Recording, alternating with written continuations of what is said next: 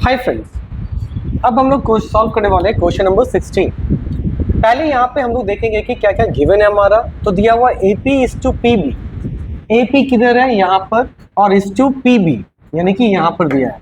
ये कितना दिया है? 4:3 का, यानी कि ये पूरा हो गया 4 और ये हो गया 3। मान लिया ये x है और ये भी x सपोज। फिर यहाँ पे दिया है PQ पैरेलल टू PQ, ये जो है और ये पैरेलल है, ठीक है। और QS दे दिया है, यहाँ S है और यहाँ R है। QS दे दिया है 6 सेंटीमीटर। और कैलकुलेट करना है आपको PQ और AC का रेशियो, ठीक है। नाउ तो सबसे पहले हम लोग लेंगे in triangle BPQ,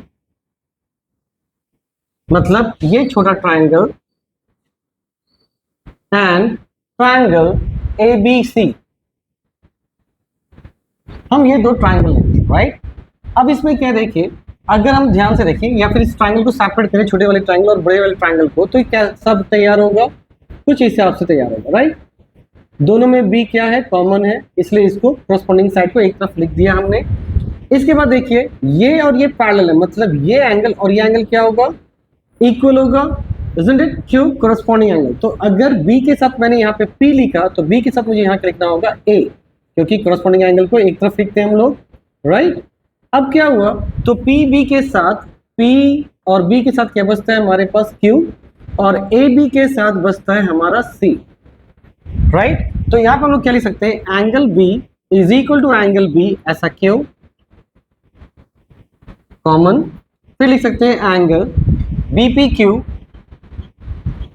is equal to angle BAC, ऐसा क्यों लिख सकते हैं?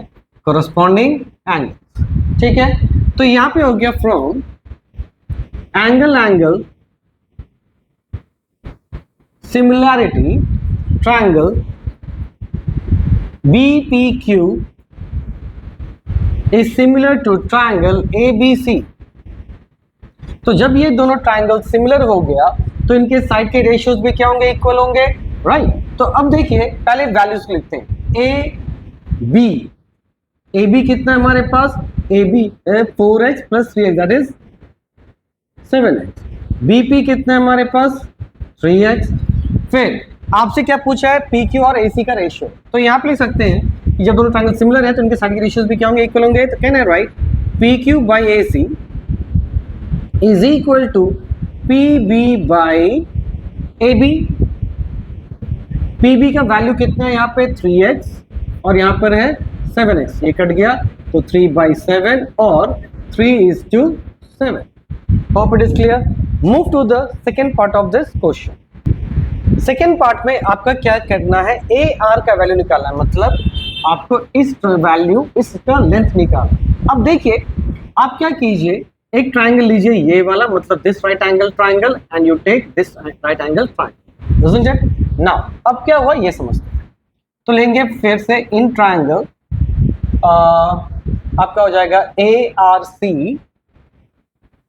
एंड ट्रायंगल, फिर ले लीजिए आप यहाँ पर SQP।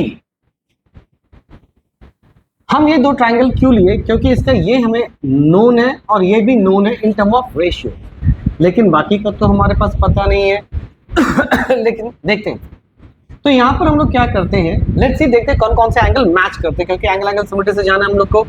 अब देखो ये 90 है, यहाँ पे 90 है, तो एक R पे और एक S पे है। तो सबसे पहले दो राइट एंगल ट्रायंगल बना लीजिए, एक में लिखिए S तो दूसरे में क्या लिखेंगे? R, isn't it? या पहले यहाँ पे R लिखिए, यहाँ पे S लीजिए। अब क्या हुआ, हमें अब देखना है कि कौन सा एंगल मैच कर सकता है इस छोटे और इस ट्रायंगल के बीच में, ठीक है। अब देखो क्या ये और ये एक पैरेलल लाइंस है? Obviously yes, and it will act as a transverse line, obviously. तो ये और ये एंगल क्या इक्वल होगा? यानी कि अगर आप R के साथ लिख रहे हैं C, तो S के साथ लिखना होगा P। तो RC के साथ आ गया, RC के साथ आ गया A, और SP के साथ आ गया Q। अब देखो ये क्या हो गया? दोनों 90 डिग्री, और this angle is equal to this angle, interior ordinate angles. तो यहां लिख सकते हैं angle R is equal to angle S is equal to 90 degree, और ऐसा क्यों गिवन है। फिर एंगल, फिर लिख सकते हैं क्या, A R C A is equal to angle S P Q, ऐसा क्यों, इंटीरियर ऑल्टरनेट एंगल। तो फ्रॉम एंगल सिमिलरिटीज